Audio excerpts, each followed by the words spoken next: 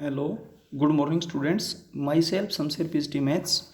बेटा 12th class में हमारी एक्सरसाइज 8.2 चल रही है। इस एक्सरसाइज में जो 30th क्वेश्चन तक हम कंप्लीट कर चुके थे। 31st क्वेश्चन में क्या है, ध्यान से देखिएगा। सबसे पहले द गिवन कर्व्स आर दो कर्व्स दे रखे हैं बेटा आपको। क्या क्या दे रखे हैं?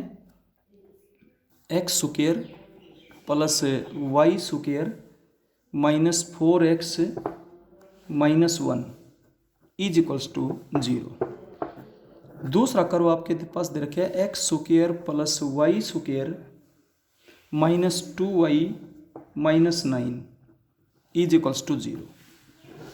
अब ये कर्व आपके पास है फर्स्ट, ये कर्व आपके पास है सेकंड। सबसे पहले हम इनका पॉइंट ऑफ इंटरसेक्शन निकालना चाहते हैं। क्या है? सबसे पहले to find point of intersection of curve first and second. First और सेकंड को पॉइंट तो ये सोल्व करना पड़ेगा, तो सब्ट्रैक्ट कर देता हूँ। Subtracting second from first. Subtract करेंगे तो x square cancel, y square से y square cancel, minus 4x plus 2y plus 8 is equals to 0। आप यहाँ से माइनस 2 कॉमन निकाल दीजिए तो आपके पास हो जाएगा 2x minus y minus 4 is equals to 0। अब यहाँ से आप y की वैल्यू बताएंगे तो आपके पास क्या हो जाएगा, y is equals to 2x minus 4। ये एक रिजल्ट आ गया। अब ये रिजल्ट चाहे आप फर्स्ट में पुट करें चाहे सेकंड में पुट करें। फ्रॉम फर्स्ट में जब y की जगह 2x माइनस 4 पुट करेंगे आप, ठीक है, आप इसको जो सोल्व करेंगे तो इसका मतलब 2x minus 4 is equals to y। Clear है? अभी फर्स्ट में जब पुट करेंगे तो आपके पास आ जाएगा x square plus y square हो जाएगा 4x square plus 16 minus 16x a square plus b square minus 2ab और minus 4x minus 1 is equals to 0। आप इसको सोल्व करेंगे तो आपके पास हो गया 5x square minus 20x plus 15 is equals to 0। 5 common निकाल कर डिवाइड में भेज देंगे। X square minus 4x plus 3 is equals to 0। Factor करेंगे तो आपके पास हो जाएगा x माइनस 3 और x minus 1 is equals to 0।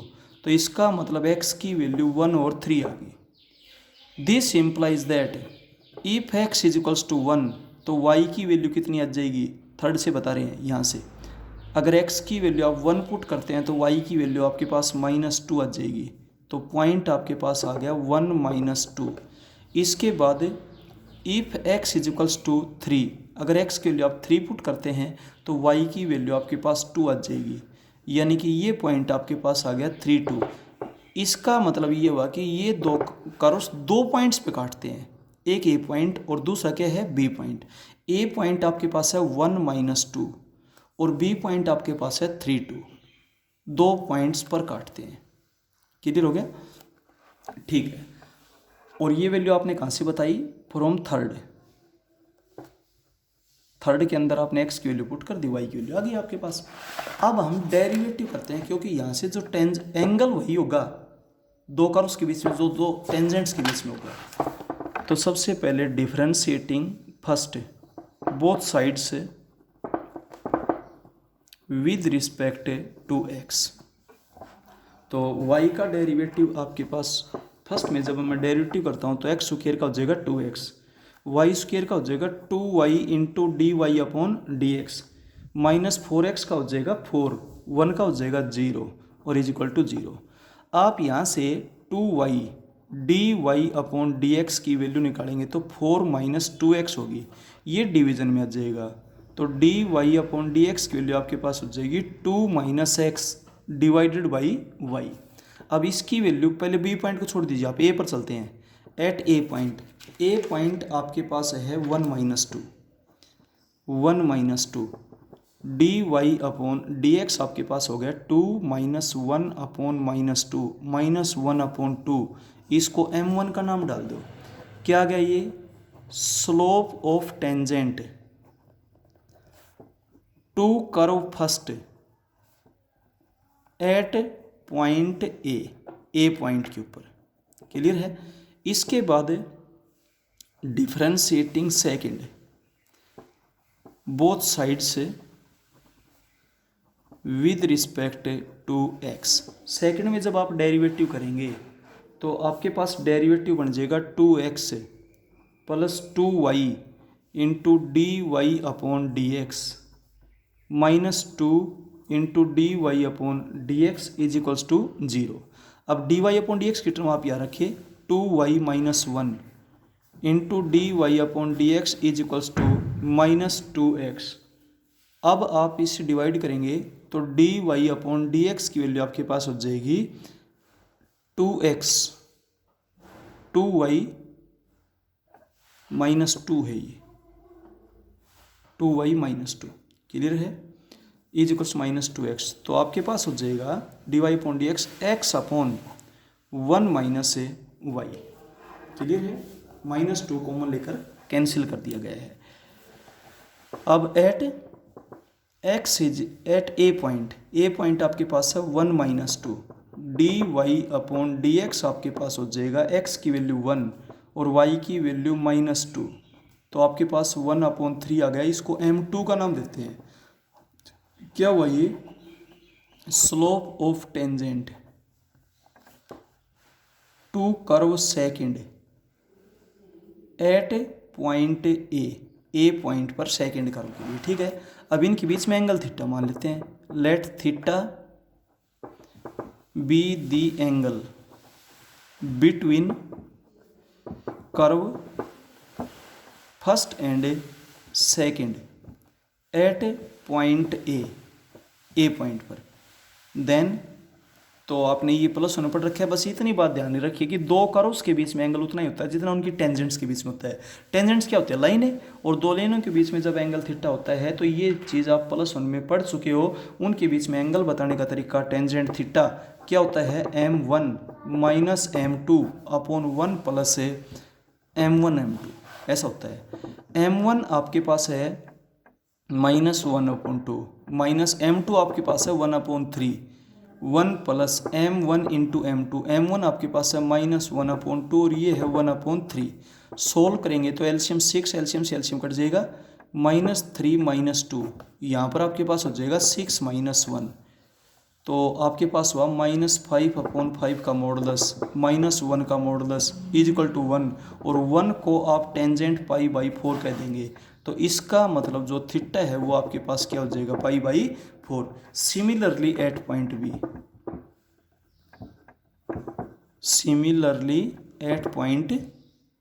B try yourself. ये आप खुद ब खुद करेंगे। क्लियर है। बी पॉइंट पर आप खुद बताएंगे। डेरिवेटिव बता ही रखा है, बस एक ही जगह बी पॉइंट हो जाएगा। उन स्लोप्स को m3 और m4 का नाम डाल दें और आप सोल्व कर लेना। इसके बाद चलते हैं हम क्वेश्चन नंबर 32 में। क्वेश्चन नंबर 32 के अंदर क्या दे रखे है द गिवन कर्व्स आर दिए हुए कर्व क्या क्या हैं। एक तो है x² is equals to 9p into 9 - y। दूसरा कर्व आपको दे रखे है x² is equals to p into y plus 1। ये सेकंड है।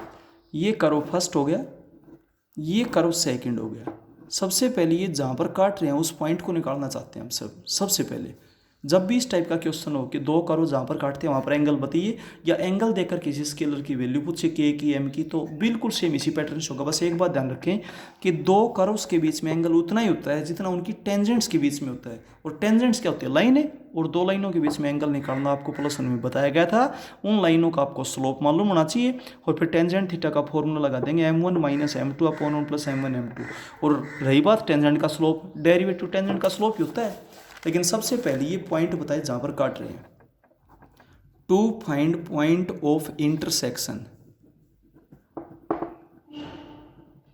ऑफ कर्व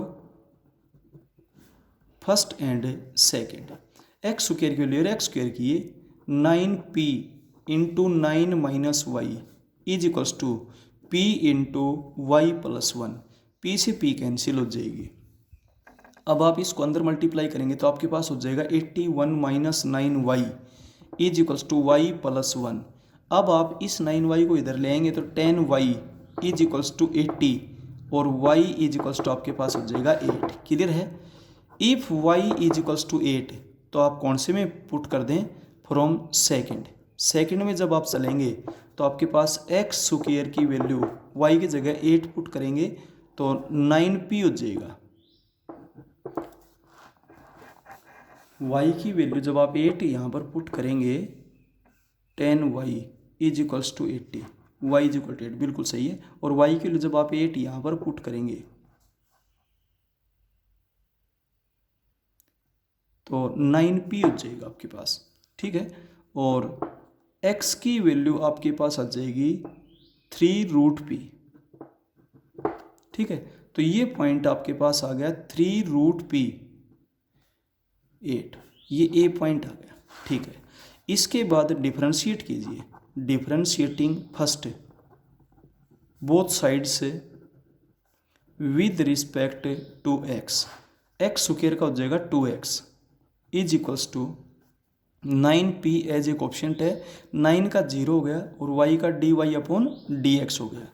अब 9p मल्टीप्लाई में थोड़ा डिवाइड में चला जाएगा तो dy अपॉन dx की वैल्यू आपके पास हो जाएगी -2x अपॉन 9p।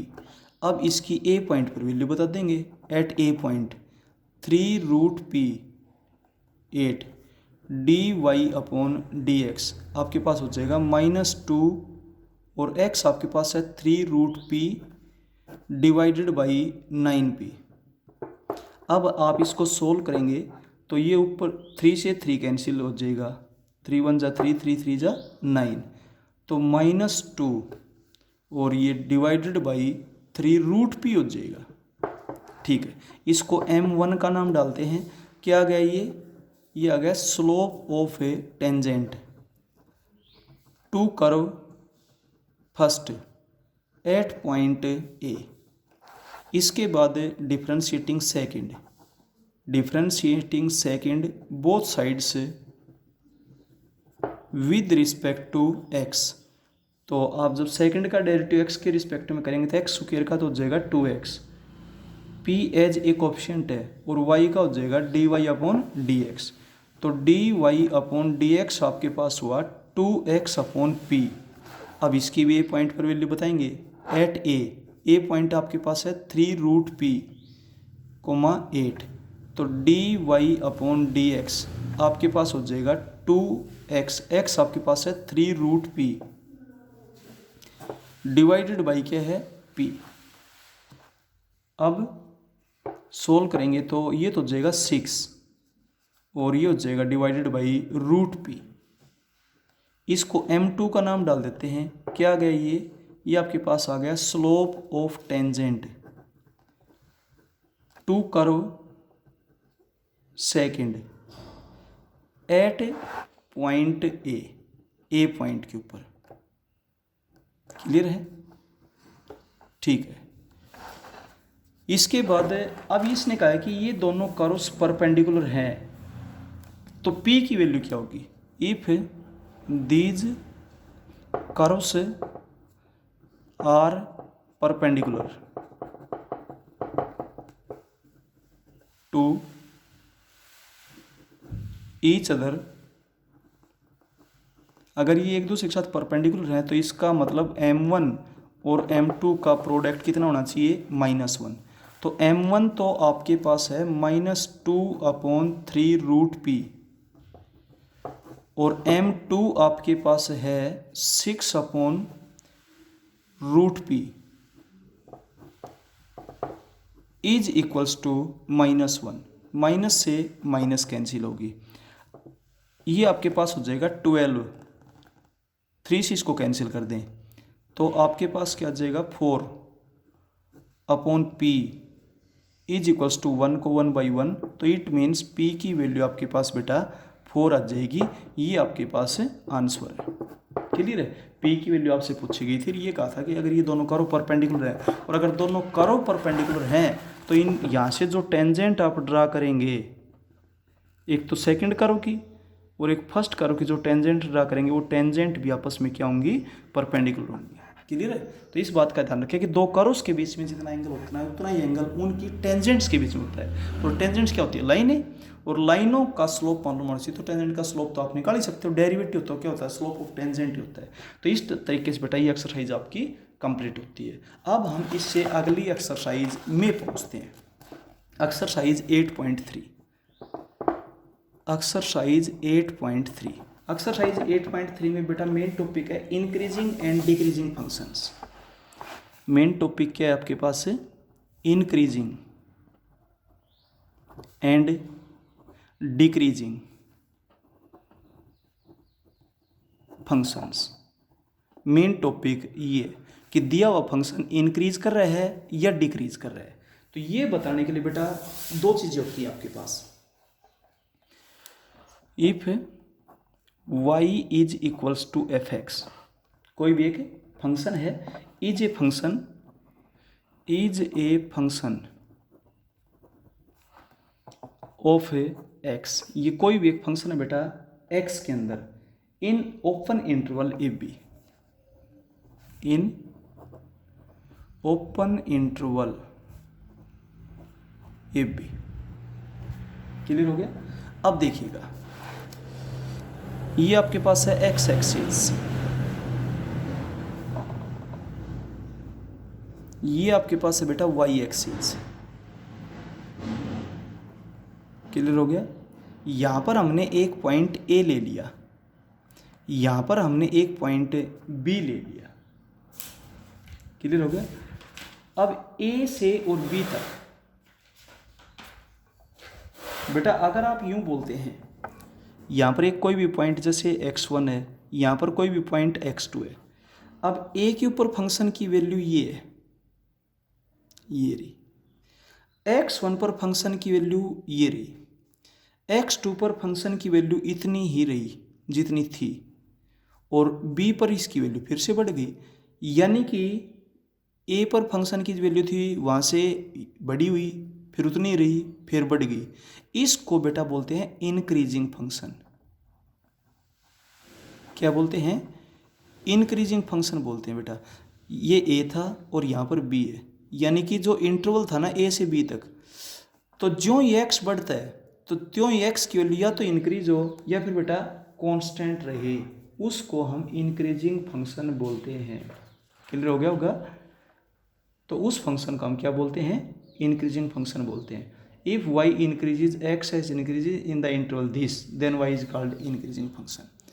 तो या तो इंक्रीज हो या फिर कांस्टेंट, इस तरीके से बेटा। फिर से बताता हूँ, आप राइट में जाएंगे तो x की वैल्यू बढ़ती जाएगी, ज्यों ही x की वैल्यू बढ़े त्यों ही y की वैल्यू या तो बढ़े या कांस्टेंट, या बढ़े या कांस्टेंट, या बढ़े या कांस्टेंट। ठीक है बेटा, इसको बोलते हैं इंक्रीजिंग फंक्शन। क्लियर हो गया? इसके बाद ये था फर्स्ट। अब चलते हैं सेकंड में। सेकंड में बताते हैं, ये तो आपके पास हो गया एक्स एक्सिस, ये आपके पास एक्स एक्सिस है, ये आपके पास हो गया बेटा वाई एक्सिस, ये वाई एक्सिस है। क्लियर है? यहां पर हमने ले लिया ए पॉइंट, ठीक है, और यहां पर हमने ले लिया बी पॉइंट। अब ए पर मान लीजिए वाई के लिए है और बी पर वाई के लिए है, तो इसमें ज्यों ही एक्स बढ़ेगा त्यों ही वाई भी लगातार बढ़ेगी। मेरी बात समझ पा रहे हो आप? इसमें ज्यों ही एक्स बढ़ेगा तो वाई बढ़ेगी। जैसे यहाँ पर आपने x1 ले लिया और यहाँ पर आपने x2 ले लिया, इनके बीच में, तो ज्यों ही एक्स बढ़ेगा त्यों ही बेटा वाई की वैल्यू बढ़ेगी, चाहे बिल्कुल पॉइंटों में बढ़े। जैसे आप रैंप के ऊपर से ऊपर चढ़ते हैं तो वो स्ट्रिक्टली इंक्रीजिंग फंक्शन है। तो ये जो फंक्शन है ये है स्ट्रिक्टली इंक्रीजिंग फंक्शन। क्लियर हो गया? ये स्ट्रिक्टली इंक्रीजिंग फंक्शन है, ये केवल इंक्रीजिंग फंक्शन है। तो इंक्रीजिंग फंक्शन में ज्यों ही एक्स बढ़ता है त्यों ही एक्स वाई बढ़ भी सकता है, उतना भी रह सकता है, बढ़ भी सकता है। जैसे आप जिन्ने से जाते हो, ये इंक्रीजिंग फंक्शन है। आप रैंप से ऊपर चढ़ते हो बेटा, ये स्ट्रिक्टली इंक्रीजिंग फंक्शन है। क्लियर हो गया? इसके बाद तीसरा बताते हैं बेटा डिक्रीजिंग फंक्शन।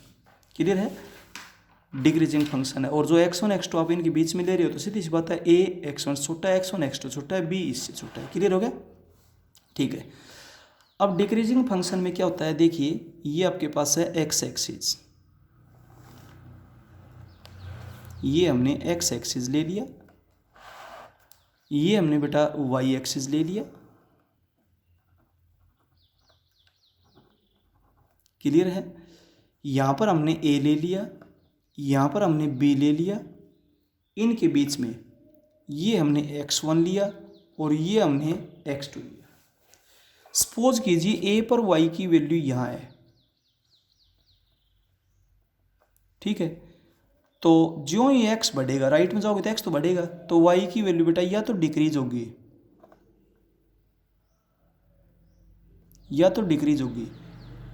या फिर कांस्टेंट रहेगी या फिर डिक्रीज हो जाएगी। इस तरीके से है, समझ गए होंगे। तो इस फंक्शन को बोलते हैं बेटा decreasing function, decreasing function graphically बता रहा हूं आपको। इसके बाद नंबर 4 स्ट्रिक्टली डिक्रीजिंग फंक्शन। देखिएगा ये आपने ले लिया x एक्सिस x और ये x डैश, ये आपने ले लिया बेटा y डैश और ये आपके पास हो गया y डैश का मतलब नेगेटिव डायरेक्शन और सिंपल का मतलब पॉजिटिव डायरेक्शन आप जानते हो, ठीक है। अब बेटा यहाँ पर आपने ले लिया a, यहाँ पर आपने ले लिया b, इनके बीच में कोई भी 2 पॉइंट्स या 3 पॉइंट्स कितने भी ले सकते हो, x1 और x2। सपोज कीजिए यहाँ पर इसकी वैल्यू ये है, a पर ये है और b पर ये है। तो ज्यों x बढ़ेगा तो y घटेगी, ज्यों x बढ़ेगा ना तो y घटेगी। इस फंक्शन को बोलते हैं strictly decreasing function, strictly decreasing function. Clear है। तो इस एक्सरसाइज में बेटा आपको 4 टाइप के फंक्शंस बताए गए ग्राफिकली। मैं आपको फिर से बता देता हूं। When x increases then y also increase और कांस्टेंट इंक्रीज और कांस्टेंट इंक्रीज और कांस्टेंट, यूं चलता जाएगा बेटा ग्राफ। इसको बोलते हैं इंक्रीजिंग फंक्शन। और स्ट्रिक्टली इंक्रीजिंग फंक्शन होता है जो ही x बढ़ेगा, राइट में जाओगे तो x तो बढ़ेगा, ऊपर जाओगे तो y बढ़ेगी। जो ही x बढ़ेगा त्यों ही y बढ़ेगी। एक रैंप की टाइप में, जैसे आप रैंप पे चढ़ते हो स्कूल में, वो स्ट्रिक्टली इंक्रीजिंग फंक्शन का एग्जांपल है। और आप जिन्ने से चढ़ते हो तो जो ही आप आगे स्टेप करोगे तो या तो आपकी हाइट बढ़ेगी या कांस्टेंट भी रह सकती है, क्योंकि जो जिन्ने में एक चौपटा होता है बहुत छोटा सा, उस पर आप 2-3 स्टेप रखते हैं तब भी बिल्कुल वहीं पे रहते हैं, ठीक है। तो इस तरीके से बेटा फिर आप आगे जाएंगे। इस तरीके से बेटा ये आपके पास है इंक्रीजिंग फंक्शन। तो इंक्रीजिंग फंक्शन की डेफिनेशन आप यूँ याद कीजिए, when x increases then y either increase और कांस्टेंट और इंक्रीज और कांस्टेंट और इंक्रीज और कांस्टेंट। स्ट्रिक्टली इंक्रीजिंग क्या होता है, व्हेन x इंक्रीजेज, राइट में जाओगे तो x तो इंक्रीज होगा, त्यों ही y भी इंक्रीज होता रहेगा, चाहे बिल्कुल पॉइंट ऑफ इंक्रीज हो, बिल्कुल ग्राफ बढ़ता जाएगा, ठीक है। इसको बोलते हैं बेटा स्ट्रिक्टली इंक्रीजिंग फंक्शन। इसके बाद decreasing function, when x increase, right में जाओगे तो x तो इंक्रीज होगा, तो y या तो डिक्रीज होगी या कांस्टेंट, या डिक्रीज या कांस्टेंट, या डिक्रीज या कांस्टेंट। जैसे आप जिन्ने से नीचे उतरते हो उसको डिक्रीजिंग फंक्शन बोलते हैं। इसके बाद स्ट्रिक्टली डिक्रीजिंग फंक्शन, जो ही आप राइट में जाओगे तो x तो बढ़ेगा, जो ही x बढ़ेगा तो y की वैल्यू कम होती आएगी, ग्राफ नीचे आ रहा है ना, तो इसको बोलते हैं स्ट्रिक्टली डिक्रीजिंग फंक्शन। हाँ जी, क्लियर हो गया होगा बेटा। तो इस तरीके से बेटा इस एक्सरसाइज में आपके पास मेन 4 टॉपिक आएंगे आपके पास, increasing, decreasing, strictly increasing, strictly decreasing. Clear है। तो इस तरीके से बेटा इस एक्सरसाइज में हम आपके पास पहुंचते हैं। बहुत बड़ी एक्सरसाइज है, बस आप टॉपिक का ध्यान रखें। इस टॉपिक में अक्सर इस एक्सरसाइज में क्वेश्चन को करने का क्या पैटर्न रहेगा, वो पैटर्न भी हम आपको बताएंगे नेक्स्ट वीडियो में, ठीक है बेटा। अब आपकी 8.2 की एक्सरसाइज कंप्लीट हो चुकी है और 8.3 के बारे में हम आपको बेसिक कॉन्सेप्ट्स बता चुके हैं और नेक्स्ट वीडियो में बेटा हम आपको ये एक्सरसाइज करवाएंगे। Okay, thank you.